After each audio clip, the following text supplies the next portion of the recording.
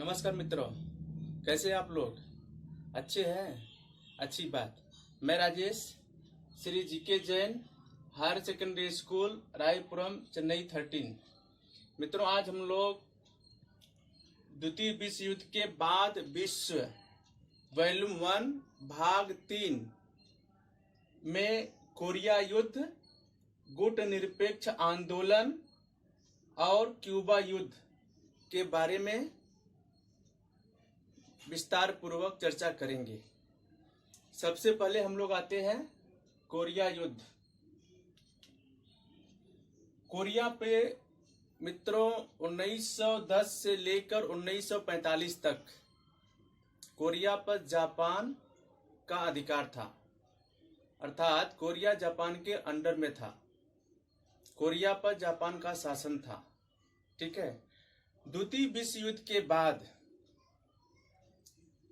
द्वितीय विश्व युद्ध के समय जब अमेरिका ने जापान के हिरोशिमा और नागासाकी नामक 2 शहरों पर जब परमाणु बम से हमला किया, तब जापान जाकर के विश्व युद्ध में आत्मसमर्पण किया, तो जाके विश्व युद्ध समाप्त हुआ। उसी समय कोरिया, जब जापान आत्मसमर्पण करता है तो उसी समय कोरिया भी क्या है, जापान के चंगुल से मुक्त हो जाता है। लेकिन जैसे ही कोरिया मुक्त होता है जापान के चंगुल से, वैसे ही विश्व की 2 महाशक्तियां, रूस साम्यवादी और अमेरिका पूंजीवादी राष्ट्रों में होड़ लग गई कि कोरिया पर हमारा अधिकार होगा और कोरिया में हम साम्राज्यवाद, और अमेरिका सोचता था कि कोरिया में हम पूंजीवाद स्थापित करेंगे। दोनों की सेनाओं ने कोरिया के ऊपर आक्रमण करने की कोशिश किया, आक्रमण किया। उत्तरी कोरिया पर, कोरिया के उत्तरी साइड में रूस का हमला हुआ और कोरिया के दक्षिणी भाग पर अमेरिका का हमला हुआ, जिसके कारण कोरिया के उत्तरी भाग पर रूस जो है अपना कब्जा कर लिया और कोरिया के दक्षिणी भाग पर अमेरिका ने अपना कब्जा कर लिया। लेकिन उत्तरी कोरिया में रूस जो है हथियार, गोला बारूद, पैसा आदि उसको सप्लाई करके 1948 से 1950 के बीच कोरिया को, उत्तरी कोरिया को एक शक्तिशाली देश बना दिया। लेकिन वहीं दूसरी तरफ आप देखेंगे कि अमेरिका जो था पूंजीवाद, वह दक्षिणी कोरिया को इतना हथियार सप्लाई नहीं किया और वो नॉर्मल राष्ट्र बना रहा। आगे चल करके उत्तरी कोरिया ने दक्षिणी कोरिया पर हमला कर देता है और हमला करने के बाद वह दक्षिणी कोरिया को अपने में मिलाने की। मित्रों, उत्तरी कोरिया जो है वह अपने देश में किसी भी बाहरी राष्ट्र के नागरिकों को या किसी भी व्यक्ति को अंदर आने के लिए अलाउ नहीं करता है। यदि वो अंदर अलाउ करता है तो उसके पीछे वह एक गुप्तचर जैसे व्यवहार करता है, उसके पीछे अपने जासूस लगा देता है और ना ही अपने देश के नागरिकों को किसी दूसरे देश में जाने की परमिशन देता है। अर्थात उत्तरी कोरिया के नागरिक उत्तरी कोरिया में ही रहते हैं और किसी दूसरे देश में वो लोग नहीं रहते हैं। वहीं आप देखेंगे दक्षिण कोरिया विज्ञान टेक्नोलॉजी में आज बहुत ही आगे बढ़ चुका है और उत्तरी कोरिया के मोस्टली नागरिक जो है विश्व के सभी देशों में है और विश्व के सभी देशों से उत्तरी कोरिया में भी नागरिक दूसरे देश के जाते हैं और वहां से व्यापार करते हैं। लेकिन साउथ कोरिया से ऐसा कुछ नहीं है। ठीक है, ओके। अब हम लोग दूसरा आते हैं, non alien movement. Non alien movement को हम हिंदी में क्या बोलते हैं? गुट निरपेक्ष आंदोलन। क्या बोलते हैं? गुट निरपेक्ष आंदोलन। नॉन एलियन मूवमेंट को हम शॉर्ट में क्या बोलते हैं? नाम, NAM नाम से बोलते हैं। ठीक है। गुट निरपेक्ष आंदोलन की स्थापना 1955 में इंडोनेशिया के बदंग शहर में हुआ। ठीक है, और गुट निरपेक्ष क्यों बना, कैसे बना, ये जानना जरूरी है। द्वितीय विश्व युद्ध के बाद स्वतंत्र हुए राष्ट्रों पर साम्यवादी यानी कि रूस साम्यवाद का सरकार बनाना चाहता था, साम्यवाद का प्रचार प्रसार करना चाहता था। वहीं दूसरी तरफ अमेरिका पूंजीवाद का प्रचार प्रसार करना चाहता था, जो द्वितीय विश्व युद्ध के बाद स्वतंत्र हुए राष्ट्र थे। ठीक है, और जो स्वतंत्र हुए राष्ट्र थे उसमें से ज्यादातर फिर से दोनों गुटों में बंटना शुरू हो गए थे।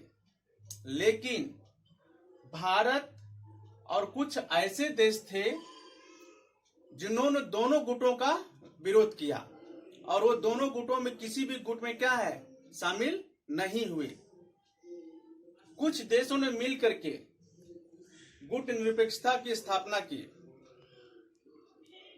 और जिस समय इसकी स्थापना हुई उस समय इसमें 5 मुख्य राष्ट्राध्यक्ष थे। ठीक है, उसमें से पहले कौन थे?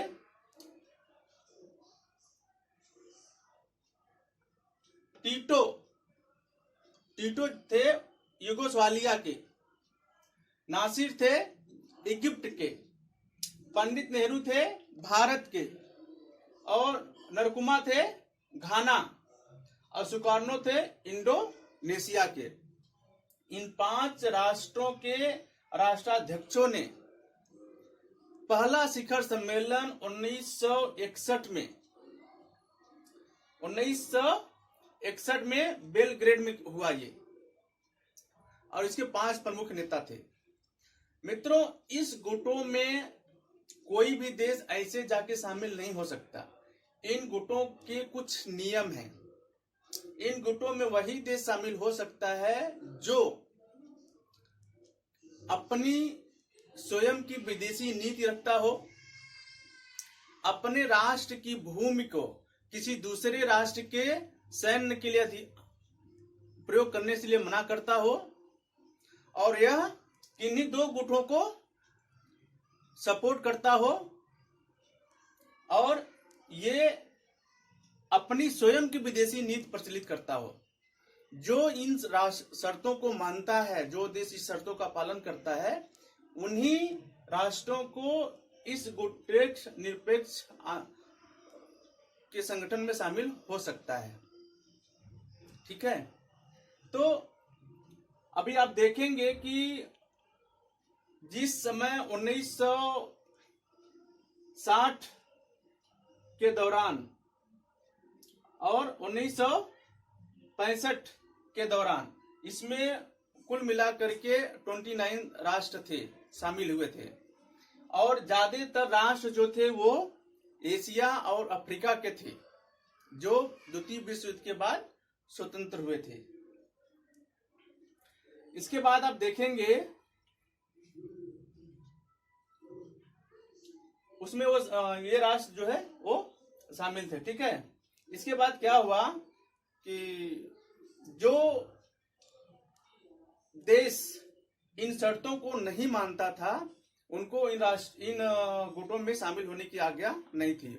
लेकिन आज आप देखेंगे इन गुटों की संख्या बढ़ करके 2019 तक 120 देश शामिल हो चुके हैं गुट निरपेक्ष आंदोलन में। ठीक है, तो मित्रों मैं ये बताना चाहता हूं कि परीक्षा में, बोर्ड परीक्षा में या कोई भी परीक्षा हो, उसमें पूछ सकता है कि नॉन का फुल फॉर्म क्या है और नॉन की स्थापना कब हुई थी, और जिस समय नॉन की स्थापना हुई उसमें कितने देश थे, नॉन अलिग्नमेंट गुट निरपेक्ष का प्रथम शिखर सम्मेलन कहां पे हुआ, किस देश में हुआ और कब हुआ। इस प्रकार के प्रश्न आपसे पूछे जा सकते हैं। ओके मित्रों, अगला है क्यूबा युद्ध। क्यूबा युद्ध आप सबसे पहले विश्व के मानचित्र में देखेंगे कि क्यूबा कहां पर है, तब आपको अच्छा समझ में आ सकता है। ठीक है, क्यूबा उत्तरी अमेरिका और दक्षिणी अमेरिका के बीच में एक छोटा सा द्वीप है, वहां पे क्यूबा है।